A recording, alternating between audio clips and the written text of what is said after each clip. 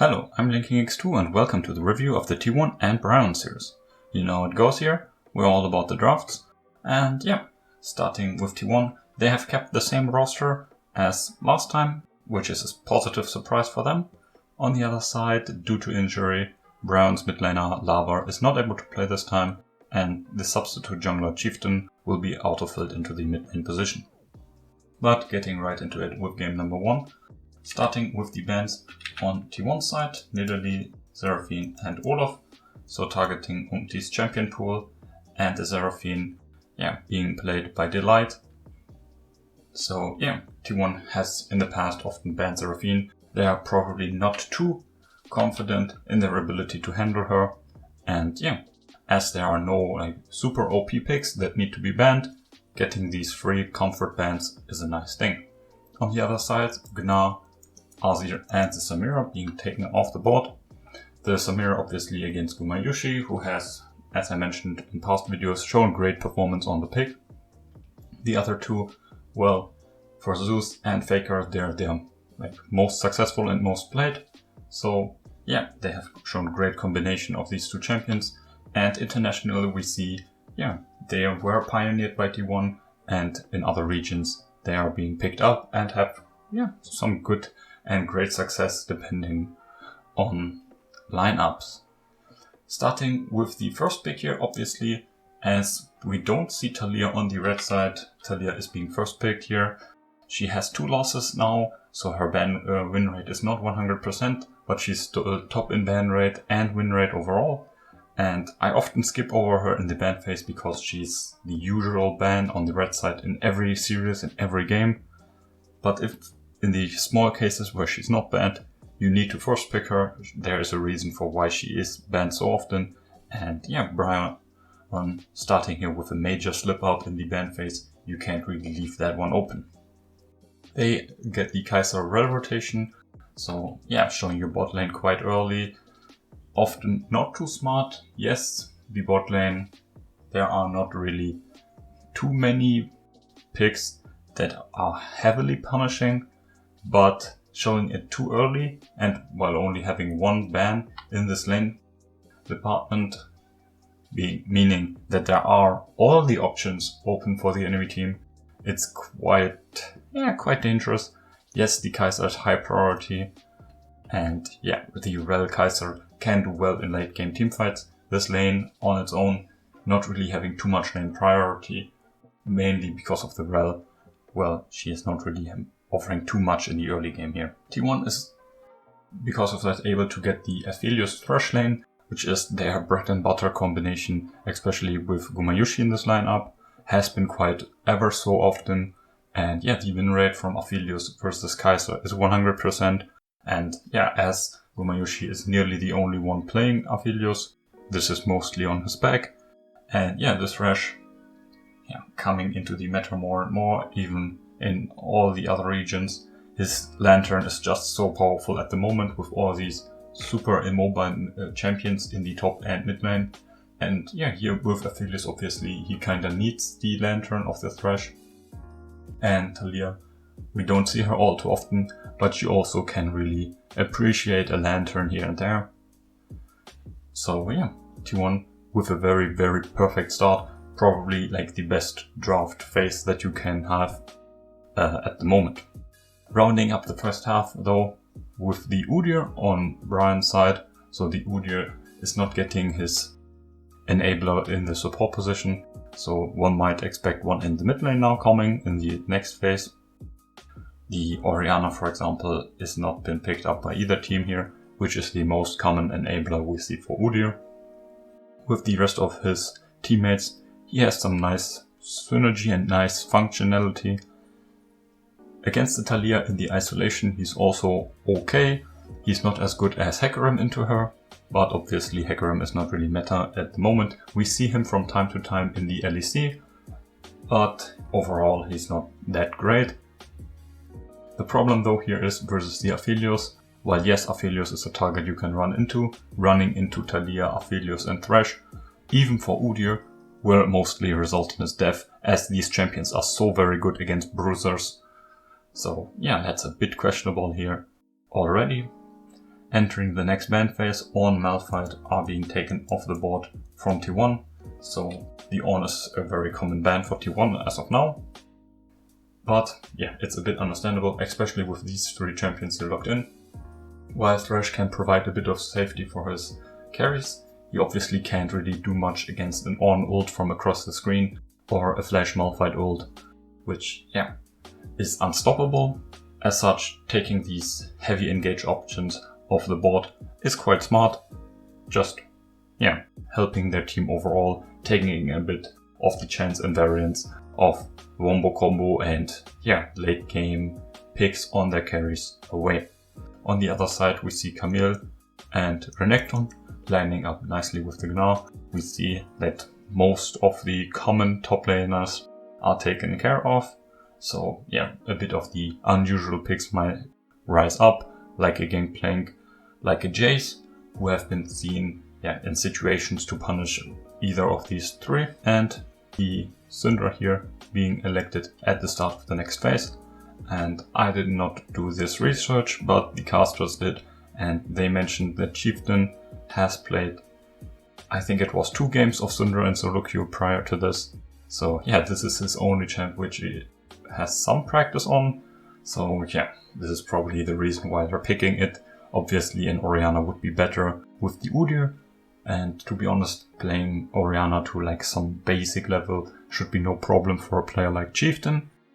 But I guess the Syndra being more comfortable with it, it's understandable on that department. It's obviously not too great for the team comp, but it's seemingly their only option.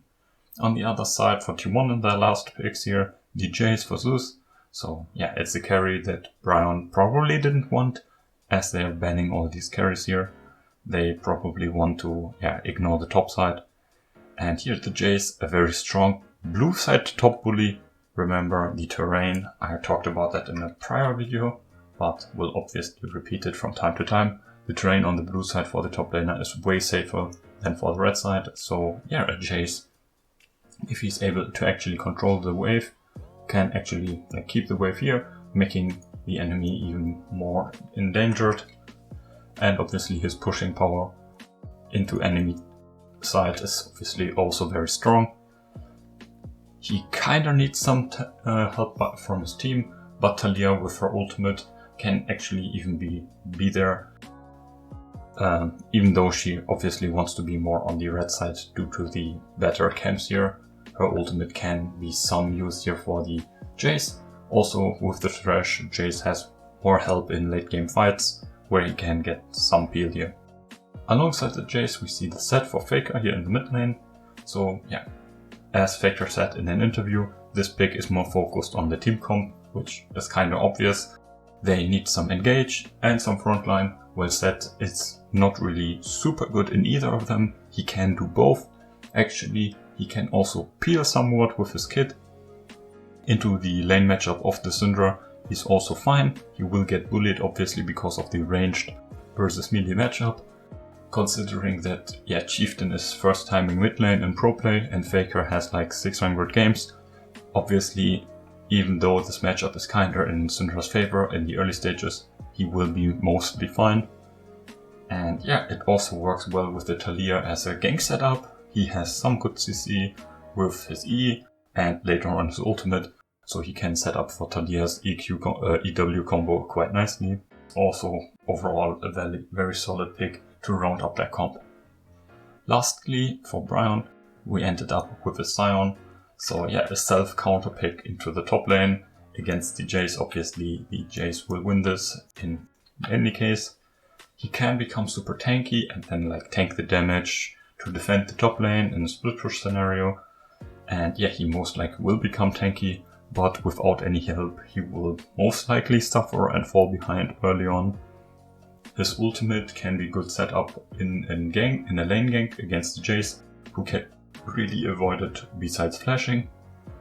But in later stages his ultimate won't do too much, because obviously Set can block it, Thresh can block it, Thresh can lantern away the targets, and yes, his ultimate also not being able to get into the backline of T1, which is obviously yeah, they're really strong powerhouse where they have lots of damage.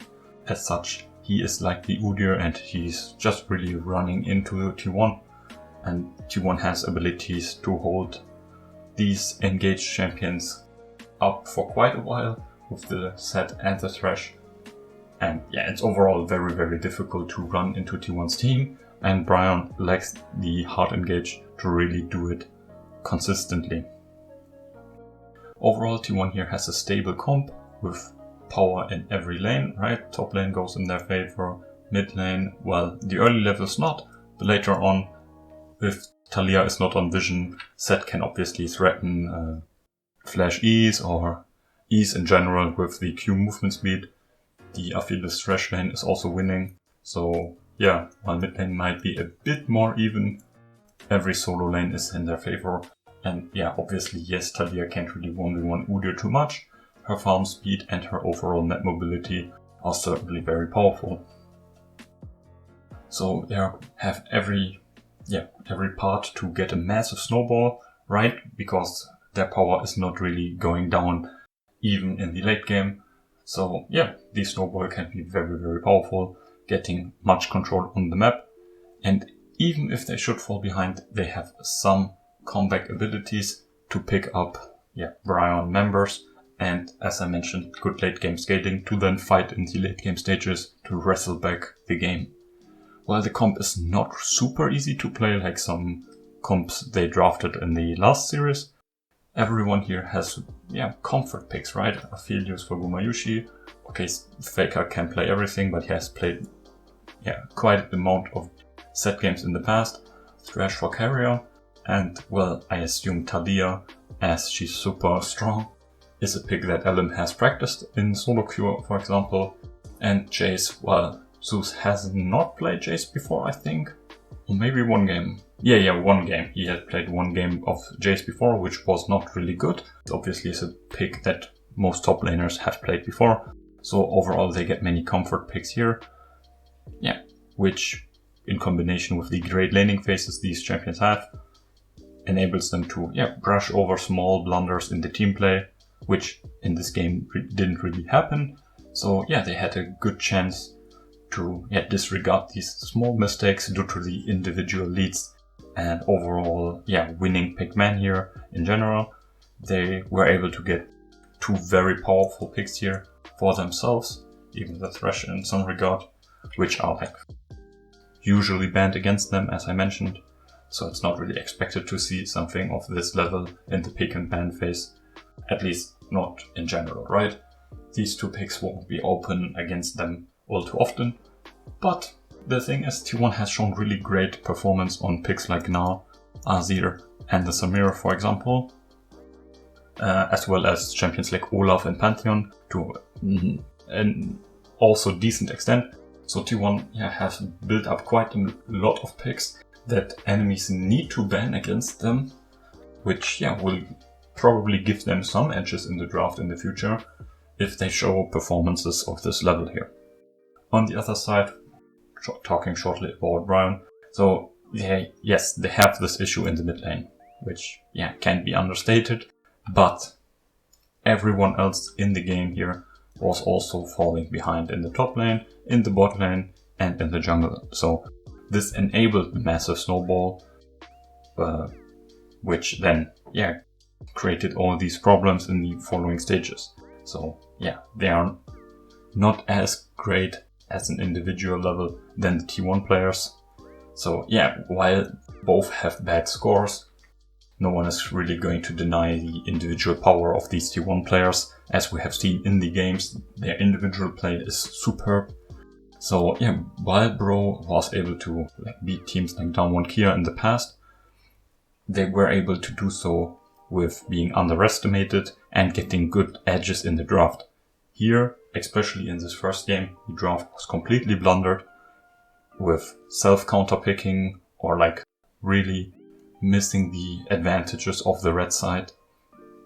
And also giving T1 really the champions they want that are powerful in the meta as well. Overall, very great blunders, but T1 was able to capitalize on them, so that's at least something positive for the other side. T1, as I alluded to, was able to win this first game here, dominating in every field. It was absolutely not Chieftain's fault here individually. He did his part in the laning phase, but then obviously, based on the pick and the comps, as well as the overall game state, he was powerless in the face of the T1 squad, which, excluding Zeus in the top lane, well, he died twice, but that's it. T1 got a perfect game besides that, so it was nearly a super perfect game, or whatever you might call that, getting all but 3 turret plates without losing any, and obviously getting all the Drakes, all the Heralds. So yeah, this was nearly the second time this was achieved in pro play, as far as I know. But this concludes the first series here, or the first game with T1's win. Coming to the second game, again starting in the main phase as always, we see Samira, now finally Aphelios and the Gnar being taken care of, so 2 bans against Gumayushi and the Gnar against Zeus. Continuing with these bans, adding the Aphelios now for the Azir who is left open. On the other side, Rel, Olaf and the Talia, so Talia, T1 not making the mistake of leaving the Talia open, and now adding Rel to the bans of the first game. This leaves the Seraphine open for either Chieftain or Delight to play, as she can be flexed in 2 positions. She is not too powerful in general, but added on to her power with the low experience many have playing against her, and the more unique way she is able to engage with her ultimate. Bro has played her in the past, so some teams are not really used to it. T1 banning it quite often may show that they are one of these teams. T1 then answering with a Kai'Sa Orianna rotation here, with some AD carries already banned. Kai'Sa's priority increases, so she's being picked up here. Orianna, as we saw in the past, FAKER is liking to blind pick her as he evaluates her power quite highly, either on an individual level or he's saying there are not really meta counter picks. So there are many reasons for this. One could also interpret this as he is sacrificing his own lane with the potential of being counterpicked, so that his teammates can get better picks in the draft. Also, one has to say that she is doing decently into the Seraphine, and now picking her up before the 2 picks of BRION is obviously kinda denying the Udyr-Orianna combination, which, with the Seraphine added on top of that, could have been quite powerful for BRION. So Orianna pick does make some sense here, albeit not being super perfect. It's absolutely okay. BRION picking up the Graves and the Xayah, so they're not going for the Udyr here, which I have to say is quite smart. Without the enablers, just like last game where he didn't have any help, he falls a bit flat as an Udyr.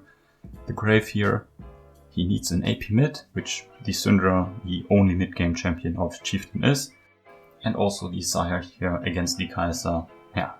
Not going over this in detail, we have seen it many times in the past. Lastly, for the first half, Pantheon being elected for either LM or Carrier, as he can be flexed in 2 positions, maybe even 3. And his ability to cross map, often very greatly used by T1 in the past, with some junglers banned here and elected. He rises somewhat in priority. T1 here could have gotten for the Udyr with the Orianna, but I kinda really like the Pantheon a bit more. Udyr into Xayah is not too good. Udyr into Seraphine is even worse. So against also the more uncoordinated BRION, the Pantheon pick with his ultimate can do really well. In the next ban phase we see BRION getting rid of the Jace and the Udyr, so they're not really buying the Pantheon in the jungle position, and kinda want to make sure that the Pantheon is in the jungle with the Udyr ban here. The Jace against Zeus again, kinda open and free ban, so it's not too bad. Getting Zeus still young and new, so getting him away from even more of comfortable and picks that he has tried in the past is a bit understandable. On the other side, again, T1 with the Ornn ban. Maybe they know something that we don't.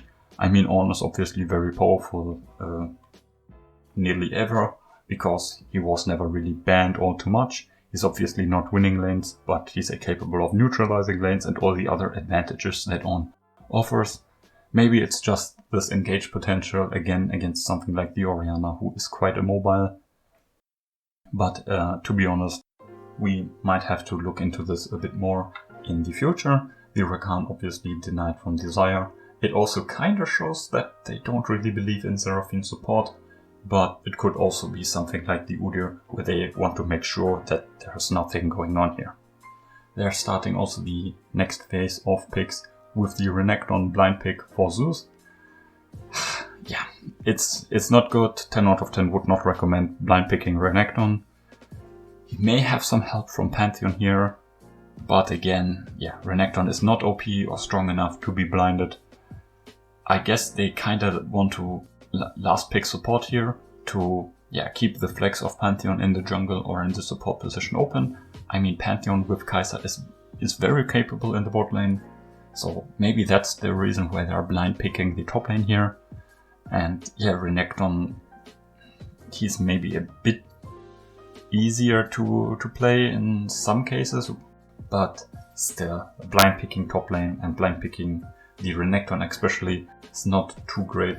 One has to understand that a champion like Camille is still open. Yes, there are quite a few counter picks for her as well, but we have seen the inability of many players to play these counter picks, like the Jax or like the Volibear, who we have seen being played by Whipple, I remember, just yesterday, or just a few days ago, not sure. So yeah, while these counter picks for Camille exist, people have shown the inability to play them, while Renekton counter picks like the Quinn have been shown here and there. So yeah, I'm not really liking this. Yes, the Renekton obviously provides more frontline ability than the Quinn or the Camille, but then if you're looking for frontline ability, maybe getting a Gragas or maybe picking the Ornn for yourself, something other than that is more safer than this. Anyways, on the other side, Gragas being elected and the Alistar. So Alistar confirms Seraphine for the mid lane position here. He's obviously helping against these like short range bruisers here, either if he's in support or mid lane. And against Kai'Sa, who's also shorter range, he can be quite threatening. So the Alistar is quite good here. Also, getting more frontline for these damage champions is quite nice. The Gragas, similarly, his ultimate also very good against these immobile champions here. And against the Renekton, while he's not winning against him, he's able to do completely fine with his passive, obviously healing so much. And he can kinda ignore it, what the Renekton is doing, to a similar extent Bro seemingly being on the mindset of ignoring top lane again, because they could have gone for a aggressive counter pick in the top lane, but again they went for a tank. And in the first game we saw that they were ignoring top lane, not really playing around it too much. So I'll assume that they are looking for a similar game plan in this case with the Gragas pickup. T1 rounding their comp up with the Nautilus for carrier. This confirms that the Pantheon is going into the jungle. So it is then quite capable of roaming to the mid lane, with the Kai'Sa obviously having the advantage most of the time due to her good wave clear. Yes, Xayah also has her passive with the feathers to being able to push, but the Alistar usually not as threatening in lane than the Nautilus, so T1 will have probably some advantages in the bot lane here, depending on some early level traits. Well, Xayah and Kai'Sa have similar ranges, so these traits can be a bit more volatile.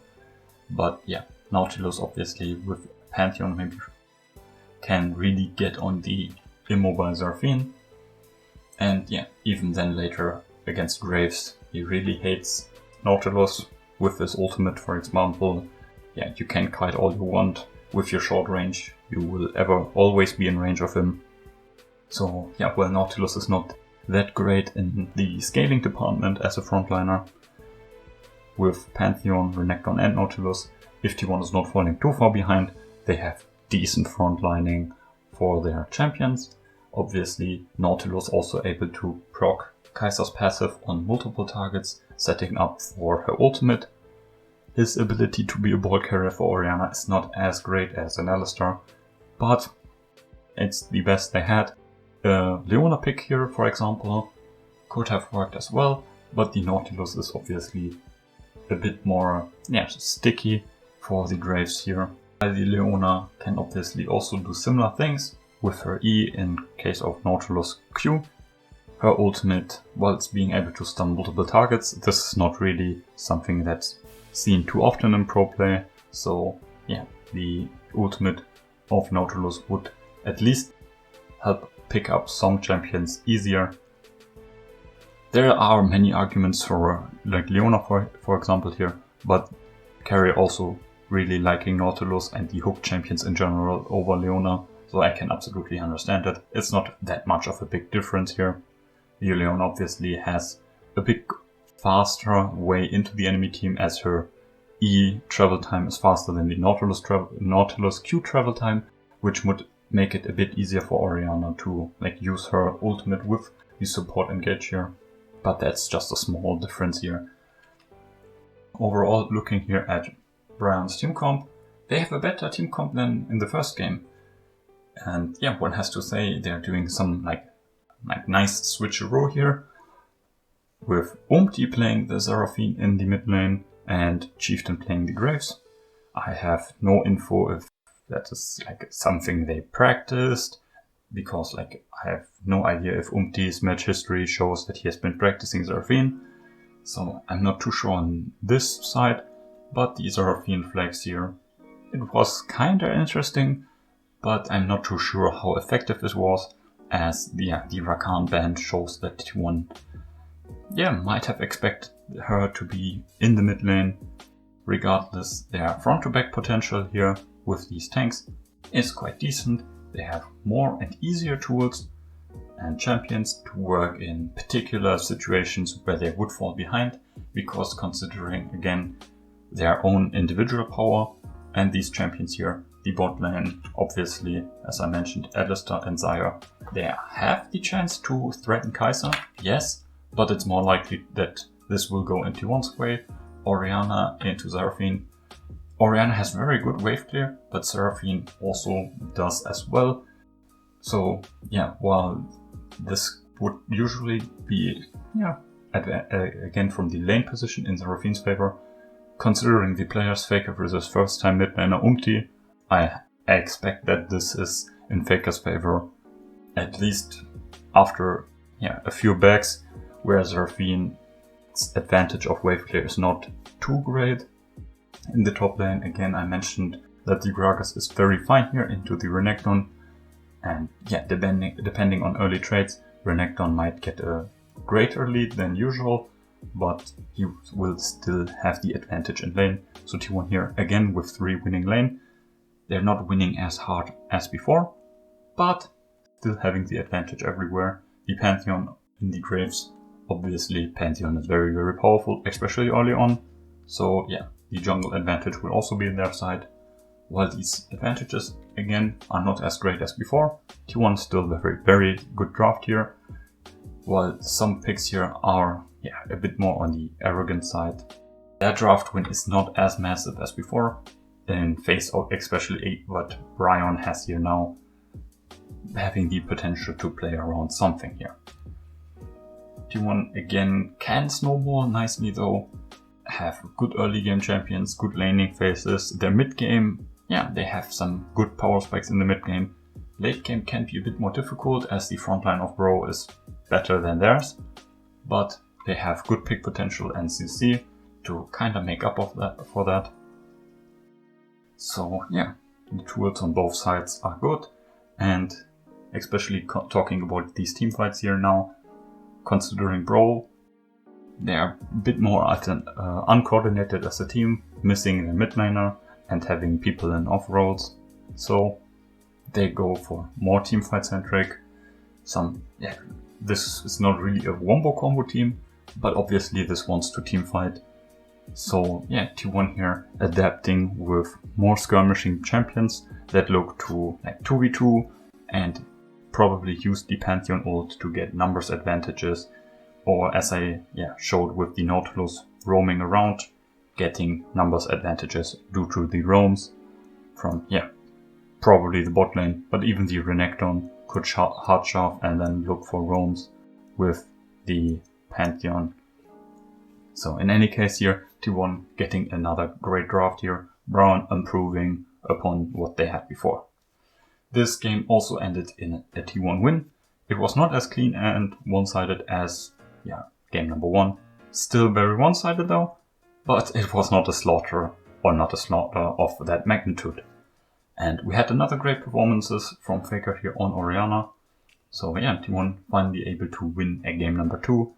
And enter the weekly pause due to the lunar holiday with a 2-0 win and coming to the 4-4 score.